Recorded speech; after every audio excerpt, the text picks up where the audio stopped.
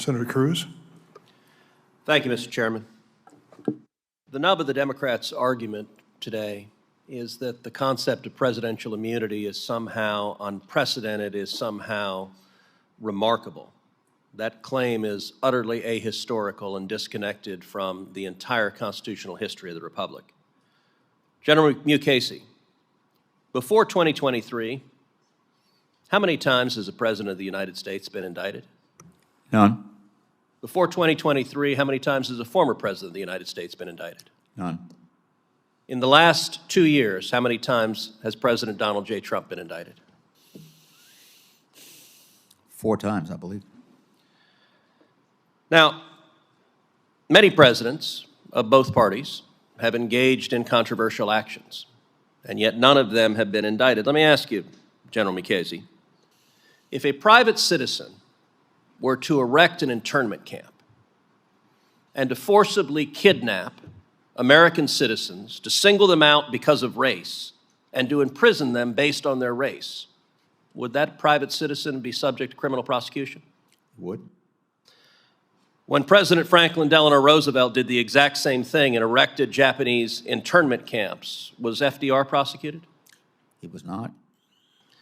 Let me ask you, similarly, if a private citizen were, say, to detonate a nuclear weapon over a city and kill over 140,000 people, and then if that private citizen a few days later detonated another nuclear bomb over another city and killed 75,000 people, could that private citizen be criminally prosecuted? He would.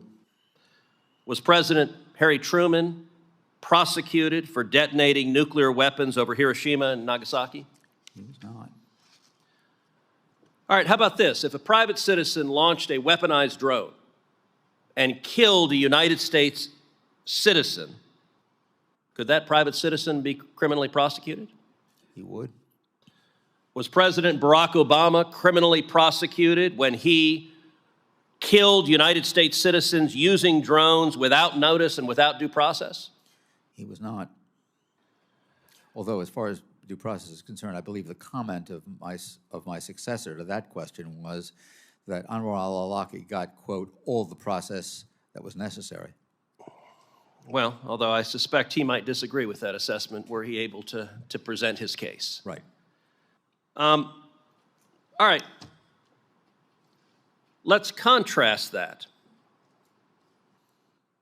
with the rules that govern other federal officials. You were a judge for 19 years. As a federal judge, did you have immunity from your official acts? For my official act, yes. Do federal prosecutors have immunity from their official acts? They do. Now, the distinction between official acts and personal acts is not a terribly shocking distinction. Under the decision of Trump versus United States, if any president walks onto the sidewalk and just shoots a citizen, is that president liable to be prosecuted? He is.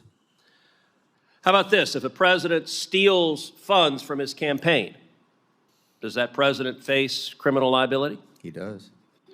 How about this? If a president sexually assaults, let's say, an intern in the Oval Office, is the president subject to criminal prosecution for that? He could be. So that distinction, again, is not a shocking distinction. The Founding Fathers vested the executive power in a single president of the United States.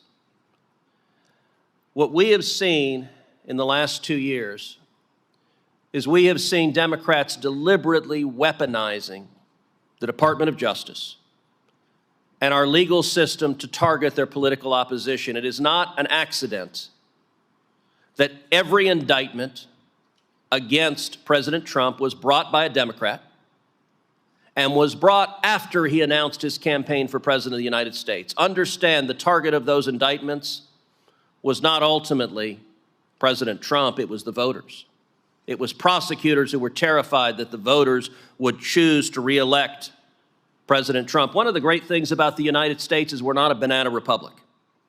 Since 2000, the nation of Pakistan has had 6 former prime ministers prosecuted and convicted. Brazil has had 3 former presidents arrested and imprisoned. Last year, Nicaraguan President Daniel Ortega arrested, charged, and imprisoned 40 political opponents. General Mukasey, you are Attorney General of the United States. Is it the proper role of the Department of Justice to prosecute and target the political opponents of whoever happens to be President of the United States? It is most assuredly not. Thank you. Senator Bowman.